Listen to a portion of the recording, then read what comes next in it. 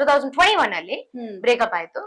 And because ಒಂದ್ toxic relationship ಎಲ್ಲ ಇದ್ದಿ ಅಂಡ್ ದೆನ್ ಅವ್ನು ಹೊಡಿಯೋದು, ಕುಡ್ಕೊಂಡ್ ಬಂದ್ ಅವ್ನು ಹೊಡಿಯೋದು, ಸಿಗರೇಟ್ಸ್ ಎಲ್ಲ ಹಿಂಗೆ ಬರ್ನ್ ಸುಟ್ಟಾಕ್ತೀನಿ ಅಂತ ಕಣ್ಣತ್ರ ಬರೋದು, ಅದೆಲ್ಲ ತುಂಬಾ ಆಗಿದೆ.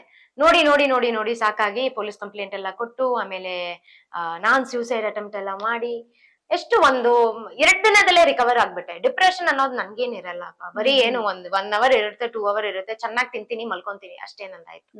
ಇನ್ಸಿಡೆಂಟ್ ಆಗೋಕ್ಕಿಂತ ಮುಂಚೆ ಇಟ್ ವಾಸ್ ಲೈಕ್ ಅಯ್ಯೋ ಅವ್ರು ಏನಾದ್ರು ಹೇಳ್ತಾರ, ನಮ್ಮ ಎದುರು ಮನೆಯವ್ರು ಏನಾದ್ರು ಹೇಳ್ತಾರ, ಲೇಟ್ ಆಗಿ ಬಂದ್ರೆ ನಮ್ಮಮ್ಮ ಆಮೇಲೆ ಆನ್ಸರ್ ಮಾಡ್ಬೇಕಲ್ವಾ, ಪಾಪ ಅವ್ರಿಗೆ ಹೆಂಗ್ ಆಗುತ್ತೆ, ಇಲ್ಲಾಂದ್ರೆ ಹಿಂಗೇನೆ ಡ್ರೆಸ್ ಮಾಡ್ಬೇಕು, ಇಷ್ಟೆಲ್ಲ ಹಿಂಗ್ ಮಾಡ್ಬೇಕು, ಹಂಗ್ ಮಾಡ್ಬೇಕು. It was so many things were in my head. But when I got through all my incidents, illandre when I got through all my problems alva ella, it was like ಅವರೇ ಅಷ್ಟು ಖುಷಿಯಾಗಿ ಮಾಡಿದವರೇ ಅಷ್ಟು ಖುಷಿಯಾಗಿರುವಾಗ ನಾವು ಅನ್ಭವಿಸಿದವರು ಏನಕ್ಕೆ ಖುಷಿಯಾಗಿರ್ಬಾರ್ದು?